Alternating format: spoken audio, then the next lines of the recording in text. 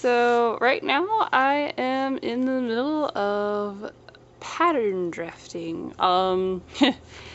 This is the not so pretty way to do it. I use newspaper because I have a ton of newspaper that I can just use. I just taped 2 pieces of newspaper together with like the first tape that I found, which happened to be this blue painter's tape, which, I mean, you know, holds it together for its purpose. So I just have 2 pieces of newspaper just taped together right now, and I've taken all my measurements, and I have the pattern that I'm basing this off of is actually one that somebody made. I have it saved to my computer right now, but I will try and hunt it down and find the link for it and give all the proper credit and all that good stuff in the comments below. So, or in the description, not the comments. But anyway, so let's get this.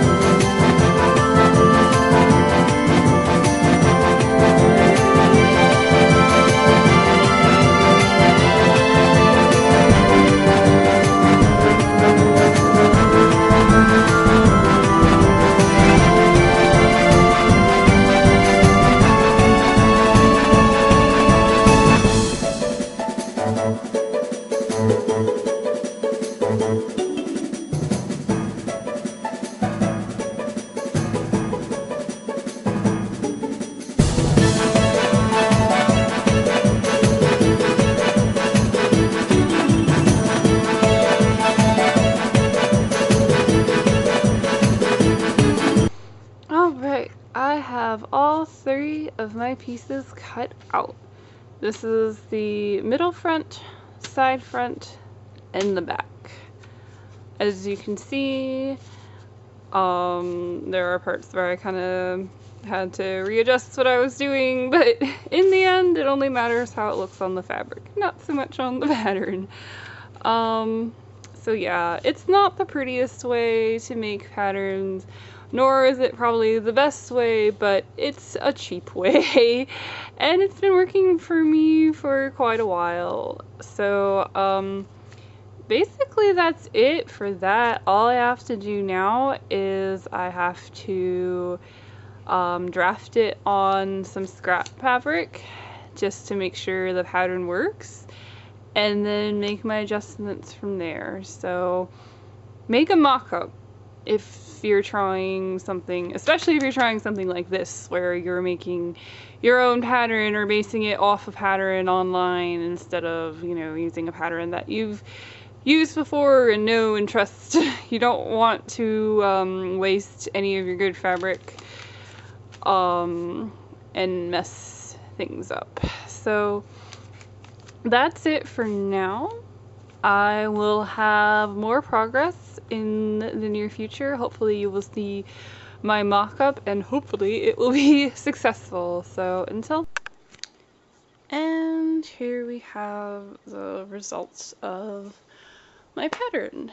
I made my mock-up, and it's not the prettiest looking thing in the world, and it's not the easiest to see because it's a little dark and it's dark fabric and my lighting is not the greatest right now, but you can sort of see where like these seams are.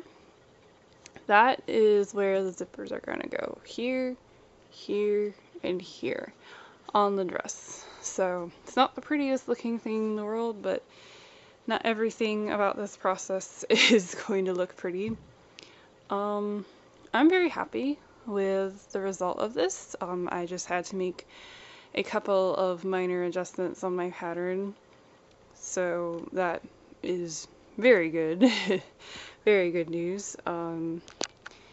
So I am very satisfied with this, and that is it for part 1.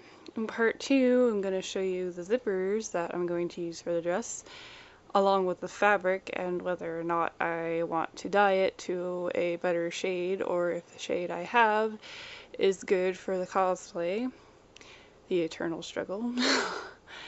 And we'll see what else I can manage to do in that time, but those are the next 2 things coming up for me for this project, so I hope to see